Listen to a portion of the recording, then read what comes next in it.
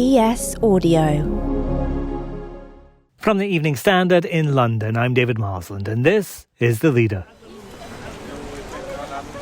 Look, I know that suddenly stopping while walking on the pavements of Oxford Street is likely to get you, at the very least, an impatient stare from the busy person behind you, but let's just imagine it. Because London, if you take a second to think about it, has an incredible capacity for change. You can see it in the construction work going on just over there. That iconic skyline seems always recognisable, but it's constantly evolving.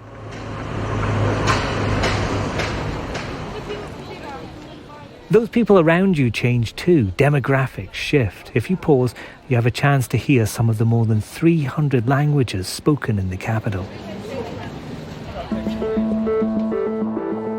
And yet one thing appears to stand still: traffic and the pollution that goes with it.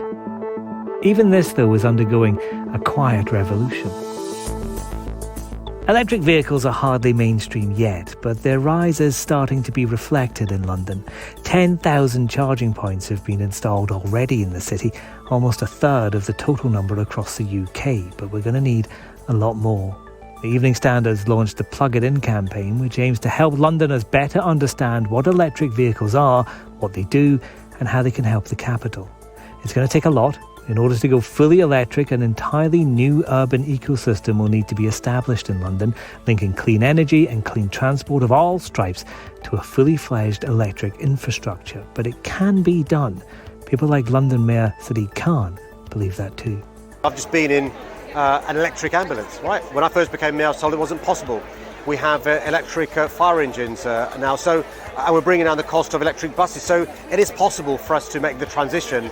I'm not pretending it's perfect. In an ideal world, we want more and more active travel, walking or cycling or using public transport. But there is a role for the private car, there is a role for commercial vehicles, and the future is electric. Mr. Khan was speaking to our City Hall editor, Ross Lydall, there, and he joins me now. Ross, can electric cars make a difference in London? Well, there's probably two factors that people need to bear in mind just now about electric cars.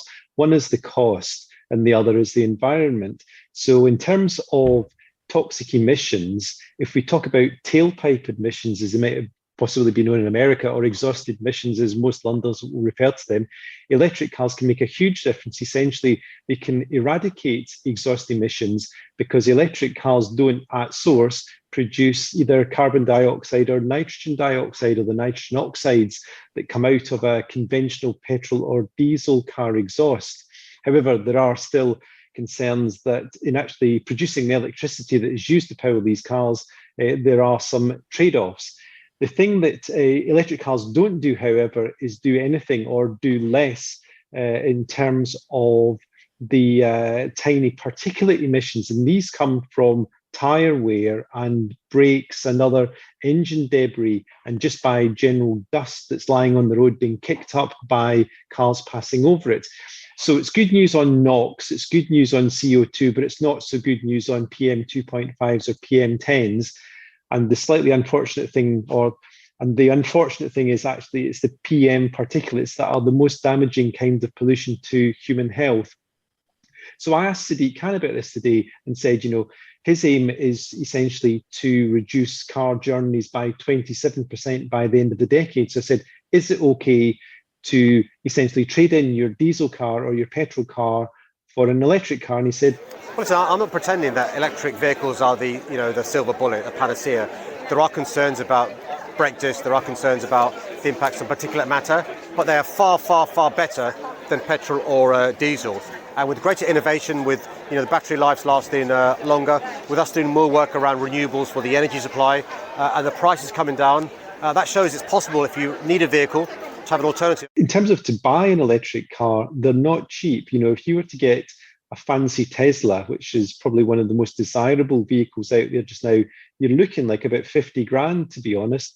The most popular cars just now, the likes of the Nissan Leaf, in terms of the battery electric cars, because essentially there's a bit of a divide in the marketplace. There's, if you like, there's the first generation hybrid cars, such as the Toyota Prius, which essentially has an electric battery that kicks in for sort of slower parts of the journey. And it also has a more conventional motor that is fueled by, I think, petrol or diesel. which means that you can go much further and you don't have to worry about running out of juice in terms of electric juice. But the way the market is developing now is much more towards the battery electric cars, which run only on battery power, on electric power. But that comes with it the pressure of finding somewhere to essentially charge up when you're running low. And it could mean for some people, they have this sort of worry of running out of juice and having to plan any longer journeys around, if you like, conventional or these sort of now sought after charging stations. Which sort of is what the Evening Standard's Plug It In campaign is about. It's about trying to get London ready, really, for this electric vehicle revolution, isn't it? Yes, the Plug It In campaign essentially has two aims. One is to highlight the benefits of electric vehicles, and the second is to do a bit of jargon busting and a bit of sort of let's hold Londoners' hands as we all make this transition together, because it can be very confusing unless you actually have an electric car already. If you're about to embark on this, there are all sorts of issues to consider, not least how to charge the car, how much it costs, where you charge it. But also, it's not as simple as turning up at a charging station and simply getting some juice. There are certain charging stations that accept certain vehicles. There are different cables, there are different kinds of batteries, there are different kinds of vehicles. So there's lots to consider if you want to embark on this journey. And also one of the big issues just now is getting hold of an electric vehicle, because since the pandemic, there are such shortages of parts and components across the world that this is actually slowing the transition to electric vehicles as well. Now, why does this matter? One of the big drivers of this has actually been Sadiq Khan's policies for the ultra-low emission zone. Back in October last year in 2021, he expanded the ULEZ zone to the north and south circulars. That in turn encouraged many Londoners then to upgrade their cars to avoid paying the £12.50 a day charge. And rather than simply getting a cleaner diesel car or a cleaner petrol car, they went all the way to electric. But this created huge demand for such vehicles. He's planning to expand the ULEZ again next August 2023, across the entire area of Greater London. That will again further fuel demand for super clean cars. So there's much to consider if you want an electric car, but in particular, actually getting your hands on one now. And what the campaign is looking to do is essentially explain the landscape and try and both help readers work out how to get an electric car, but also to lead the debate and discussion about the need for both charging points and vehicles. Let's take a break, and afterwards we'll have a look at another transport issue: rail strikes.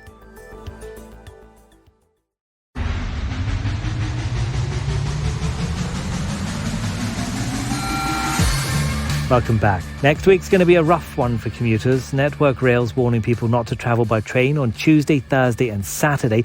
Separately, TfL's telling Londoners not to bother with the tube on Tuesday and Wednesday. They're separate issues but boil down to the same thing: strikes. Ross is still with me. This is going to be a pretty miserable week for people trying to get to work. Yeah, many passengers will be ready to blow a gasket, to be quite frank, next week. It's not going to be fun on the railways. It's not going to be fun on the tube. Basically, what we have is a 3-day national strike, 3 different days: Tuesday, Thursday and Saturday. However, the knock-on impact is it's probably going to be a week full of misery. So don't try and get on a national train unless you really, really need to. There will be some services running, but not many, probably around 20%. On the tubes, there will be a 24-hour strike on Tuesday due to the RMT taking ongoing action over concerns about pensions and possible job cuts or job reductions. The reality is that basically the London Underground will probably come to a complete standstill on Tuesday and won't be back running until probably mid-morning, lunchtime on Wednesday. So basically, it's going to be very hard to get around. If you can walk or get on a bike, that's probably the best thing to do. Otherwise, delay your journey if you possibly can. Or how's about, back to the kitchen table, time to work from home again, folks? Yeah, and we already had, obviously, the underground strike, only, what was it, last week or the week before? Not long ago at all. I mean, the efforts to get people back to the office, to improve London's economy, these are all being a bit scuppered right now, aren't they? Yes, well, there's a bit of a peak just before the school half-term break, and this was actually driven as well by the Elizabeth line. That launched a couple of weeks ago. People were very excited. Hundreds of thousands got on there in the first few days to try it out. Sadly, the Elizabeth line is one of the lines that will be affected by the strike, because what's going to happen is that although London Underground will be back to normal by Wednesday afternoon, where there are trains that overlap with the train lines, if you like, for example, at the top end of the Bakerloo line or in the District line down towards Wimbledon and Richmond, and also on Crossrail, or the Elizabeth line as it's now known, both from Liverpool Street to Shenfield and from Paddington out to Heathrow and Reading, because these trains share the same tracks as Network Rail, there could be a quite significant impact there too, because the signallers won't necessarily all be working, and the various other staff that essentially make sure the lines are safe won't be working either. The brand new Elizabeth line facing the same old problems as the rest of the network then. Once this week is over, Ross, is that going to be it over, or are we going to be expecting more strikes as we head into the summer and people trying to get away for summer holidays? I think it's quite hard to predict how this is going to pan out. It seems that the RMT in particular is quite entrenched in its position and concerns about the future of its staff. The government is playing hardball. The other unions are also looking to join this as well. So this could be quite a long runner. No other strikes have been announced yet, but I think we can expect more. Just a couple of days ago, the TSSA union announced it was balloting for strike action. And the reality is that there are probably only going to be fewer jobs on the railways as we go forward, because the number of passengers using the railways hasn't recovered to pre-pandemic levels. And that really is the key driver here, that because we're not back at 100% yet at passenger numbers, the government is looking to make the railways more efficient and believes there are essentially too many staff for the number of passengers just now. To keep up with the latest strike news, head to standard.co.uk and follow our live blog. That's the leader. This podcast is back on Monday at 4 p.m.